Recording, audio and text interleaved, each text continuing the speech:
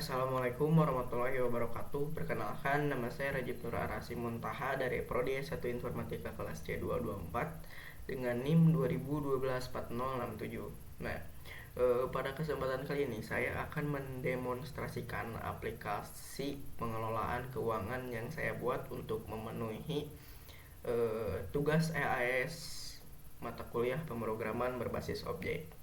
Nah, pertama-tama kita langsung saja masuk ke metode setup GUI. Nah, metode setup GUI ini di bagian header di sini ada saldo awal, lalu ada bar input, lalu ada teks untuk limit saldo penggunaan harian. Nah, lalu pada bagian body. Nah, pada bagian body ini adalah GUI untuk mengatur ukuran dari inputan pemasukan maupun pengeluaran ya. Nah, lalu pada payout ini di sini adalah GUI untuk berfungsi mengatur sebuah tabel. Nah, jadi tabel riwayat transaksi GUI-nya ada di sini. Nah, lalu pada bagian untuk pada bagian metode update tampilan ini, nah di sini tuh terjadinya sebuah logika dan perhitungan. Nah, jadi setiap 50% pemasukan yang kita masukkan di aplikasi saya. Nah, lalu 50%-nya tuh akan disisihkan untuk mencapai goals dan 50%-nya lagi untuk mencukupi kebutuhan sehari-hari. Nah, baik, mungkin kita lanjut saja ke database-nya. Nah, di sini saya menggunakan database SQLite karena saya membuat aplikasi ini berbentuk offline. Nah, apabila kita ingin melihat saldo yang tersedia sekarang, nah kita di bagian config ini. Nah, saldo sekarang ada 1.188.000. Nah, sama dengan yang ini ya. Lalu apabila kita ingin melihat transaksi kita, ada di bagian transaksi. Nah, jadi di sini tuh bisa melihat ya riwayat transaksi sama seperti yang ada di aplikasi. Nah, di tabel ini. Jadi kita tuh bisa melihat apa yang ada di tabel ini dalam tabel transaksi.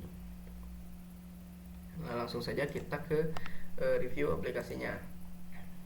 Nah, pada bagian heading ini, nah di sini tuh seperti yang saya jelaskan tadi, di sini tuh ada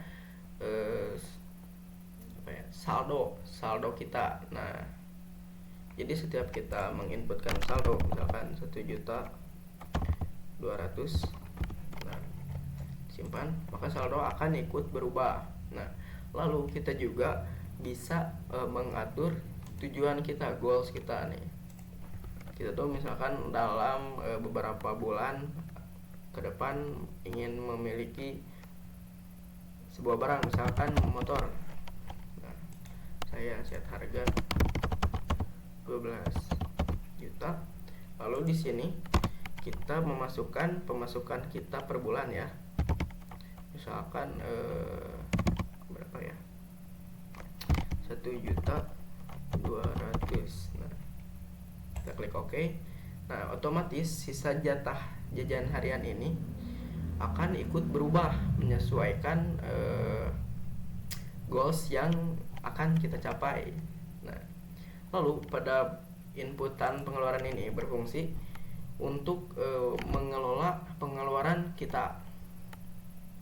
Nah, misalkan kan tadi tuh kita sudah jajan 12.000 ya di sebelah sini ya. Lalu kita akan jajan lagi misalkan, karena kita memiliki sisa jatah jajan harian 8.000 lagi, mungkin kita akan memasukkan 5.000 rupiah ini untuk transportasi. Nah, otomatis bila kita menginputkan pengeluaran, nah saldo limit saldo kita akan ikut berkurang. Nah, dari yang tadi 8.000 saya inputkan 5.000 di sini menjadi 3.000 rupiah. Nah, bagaimana apabila kita menginputkan lebih dari limit saldo yang kita miliki ya, misalkan 5.000 kita pakai untuk lainnya. Nah, akan ada alert seperti ini.